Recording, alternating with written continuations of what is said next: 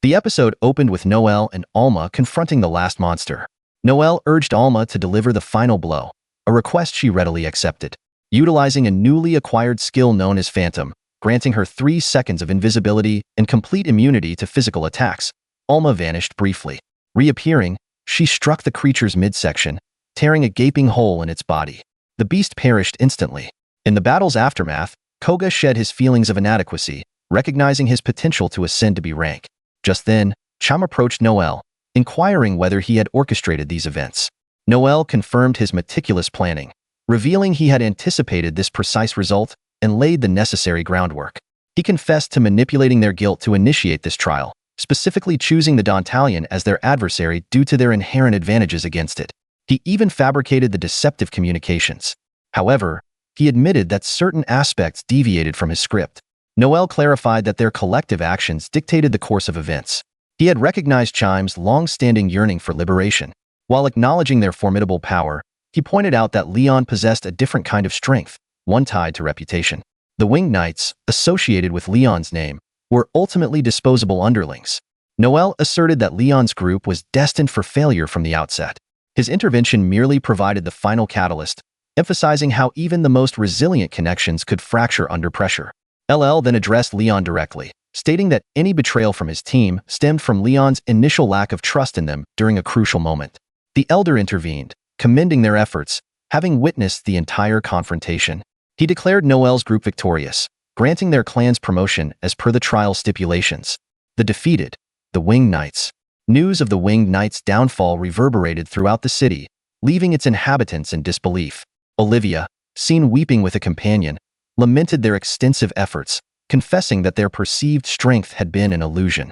Her friend comforted her, assuring her they had done all they could and urging her not to despair. The scene transitioned to the werewolf, who sought out Veronica Redbone, leader of the Red Lotus. She greeted him warmly, recognizing his acceptance of her invitation to their ranks. Later, Noelle confided in Hugo, detailing his machinations. A stunned Hugo remarked on the Winged Knights' renowned ethical conduct, a rarity in their profession.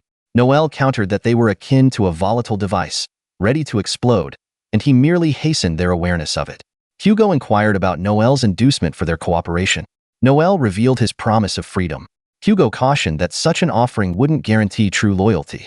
Unfazed, Noelle declared his unwavering success in acquiring his desires, extending his invitation to Hugo and assuring him he awaited his response. Meanwhile, Kane sought solace in a tavern, drowning his sorrows in drink. The bartender advised moderation, reminding him of his youth and potential. Kane confessed to the lingering sensation of his betrayal of Lyon, who had been shielding them. Chime, blinded by the moment, had become the true betrayer. The bartender acknowledged the past but stressed that alcohol offered no solutions. He encouraged Chime to pursue a worthwhile endeavor, like Lyon's liberation. Chime retorted bitterly that Lyon was already free, the Winged Knights defunct. The bartender clarified his meaning, suggesting Lyon might be imprisoned by self-reproach and doubt. He proposed that Chime could truly free Lyon by alleviating his inner burdens. The following scene depicted Edgar of the Warhawk group brutally assaulting a solitary Lyon, reveling in the dismantling of Lyon's team and his isolation. Edgar had always harbored resentment towards Lyon, whose celebrated party contrasted sharply with his own ridiculed group. Now, stripped of his team, pride, and accolades, Lyon was vulnerable. Edgar expressed his desire to eliminate Lyon permanently. Suddenly, Noelle and his companions intervened, effortlessly dispatching Edgar's men. A surprised Edgar questioned their presence. They feigned a coincidental encounter, a claim Edgar dismissed. Noelle taunted Edgar, provoking his rage. Edgar commanded his men to attack, but fear paralyzed them, prompting their retreat. Infuriated, Noelle slashed Edgar's nose, issuing a stern warning against further transgressions, threatening repercussions for his associates and family. Terrified, Edgar fled. Noelle then approached Lyon, proposing a professional discussion. Lyon angrily rebuffed him. Noelle offered the position of vice leader within their clan. Lyon flatly refused. Noelle pressed further, questioning Lyon's belief in the Winged Knights' potential for victory. He reminded Lyon that his leadership stemmed from the collective sacrifices of his team, yet their combined efforts paled in comparison to Lyon's innate talent. Noelle argued that doubt was an inevitable consequence, leading to their eventual collapse.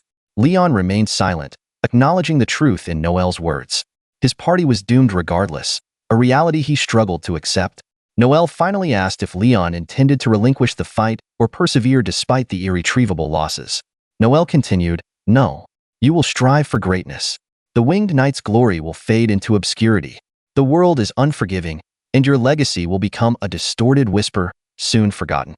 However, if you, their former leader, forge a new reputation as a researcher, the Winged Knight's name will endure." Lyon responded, "Joining you would make me a traitor." Noelle countered, "Prioritize yourself and discard such trivial sentiments. They serve neither you nor your friends. To preserve what truly matters in the annals of history, you must be willing to sacrifice everything. I aim to demonstrate who the superior researcher truly is." Lyon hesitated, then asked, "Can I trust you? Betray me, and you'll pay dearly." Noelle replied, "Such a foolish question. Trust me, and have no fear." Later, Marion voiced her concerns to her grandfather. Isn't he being rather ruthless? He dismantled his rivals and appropriated their leader. Her grandfather responded, "But in doing so, he has fortified his own team. Lyon now has a larger platform to showcase his abilities. Their success or failure rests solely on their shoulders. I have assigned them a new task, a means for me to better assess my own judgment. A formidable creature has emerged, Kimp, 9 levels deep within the Quartz Valley. It is Garmer, the King of Wolves, renowned for his dominion over the deceased. They must vanquish him." The scene shifted to Noelle and his companions navigating the city streets, drawing stares and whispers about Lyon's perceived abandonment of his former comrades. "Even the noble knight desires supremacy in the end," Noelle remarked to Lyon, adding, "Pay them no mind. Negative attention is still attention. Results will silence them all." Suddenly, a furious Kane confronted them. "You ruined everything. I will end you now," he roared. Lyon shielded Noelle. "It's futile. You cannot defeat him. I am the traitor. I won't allow you to harm Noelle," Lyon stated resolutely. Noelle smirked. "Then I'll eliminate you first." With lightning speed, Lyon struck Chime unarmed, sending him crashing to the ground. The onlookers gasped, realizing Lyon hadn't even drawn his weapon. "The Winged Sky Knight is truly extraordinary," they murmured. Lyon addressed Kane. "I offer no justifications. I will forge my own path." He then departed. Noelle encouraged him, "Press onward, and never look back." The scene transitioned to a house. Noelle announced, "This will be our headquarters. A mere 20 million. Everyone was astonished.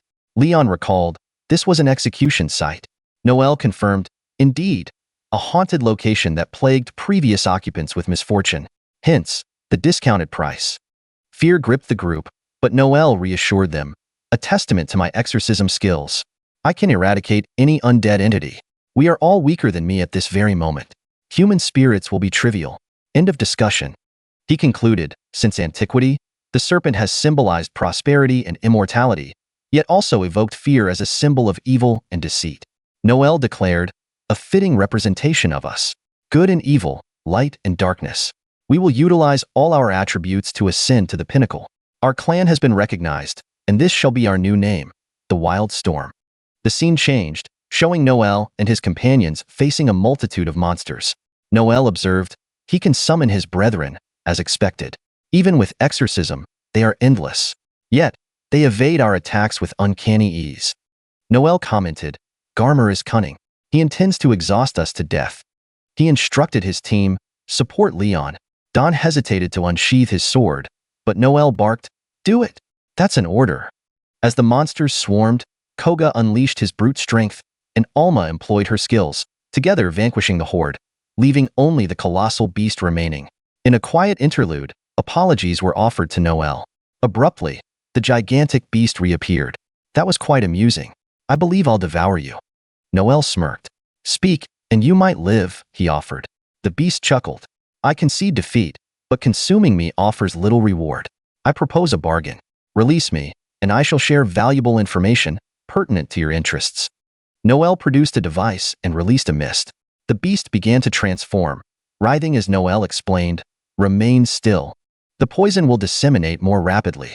Alma added, "Blood poison, derived from my own blood. Tasteless and odorless, inhalation induces paralysis within minutes. Our ultimate weapon, effective solely against monsters." The beast gasped, "A single dose is lethal? Impossible." Noelle smirked. "Precisely. We feigned retreat to lure you into this toxin-saturated location." Alma remarked, "Noelle sacrificed nearly all his blood for this strategy." Lyon, astonished, said, I thought him mad when he insisted we needed to be near death for this to succeed. The beast collapsed, attempting to summon skeletal warriors, but Noel interrupted. Futile.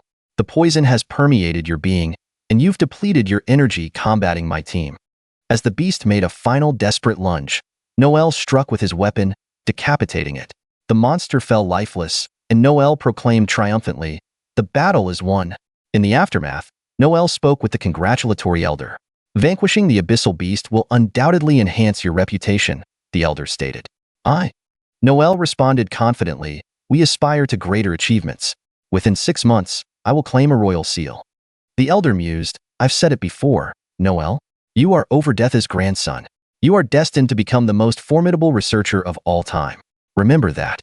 Noel smirked once more. Mental fortitude and resolve, you say? A weakling like myself will become the strongest researcher. I will lead the greatest clan in existence.